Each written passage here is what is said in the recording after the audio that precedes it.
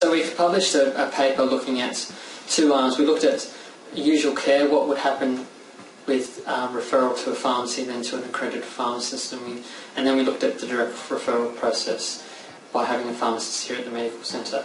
And we compared the two across a number of outcomes. And the process outcomes we looked at, it was how timely it was, how quick the process happened. Was the process actually completed? Uptake of the service, so was there greater uptake because of that?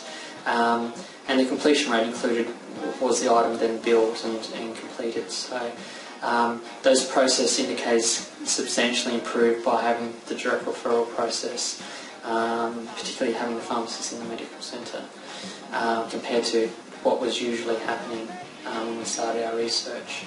And we also then went and looked at some of the clinical outcomes from that, comparing the same two groups. So we looked at the types of problems that came up that the pharmacists identified, and they were relatively similar. The main difference in a clinical point of view was the implementation rate by the GPs. The GPs implemented far more medication review problems, recommendations from the pharmacists if they were here in the practice compared to that of usual care.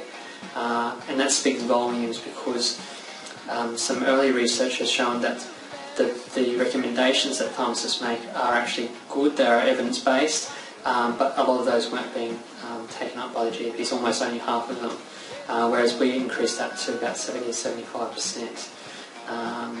And so there was the other added value to having the direct referral process. What potentially was happening was the referral was getting lost in the community pharmacy. It came in on their fax with a million other things. Sat in the in-tray with the person who was supposed to deal with it. They might have been on holidays, so it may not have been seen for weeks, or they've seen it and they didn't have access to an accredited pharmacist, and so they've had to find someone to be able to go and do that.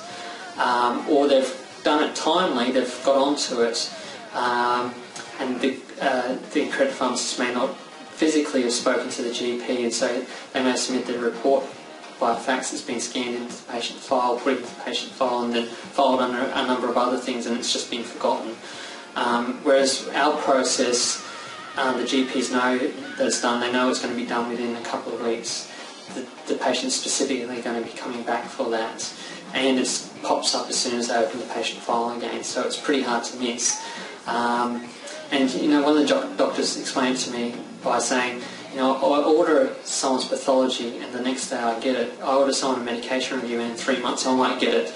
And really the patient may have been in and out of hospital and on all sorts of things, and so because of that they weren't using the service because they didn't find value in it. The other thing which adds value to what we do here is I've got access to the patient's medical file, and so my recommendations are informed by that, whereas if you're practicing externally you're almost practicing blind to some extent because you don't have the pathology, the past medical history and those sorts of things usually, and so that increases the validity of some of those recommendations as well.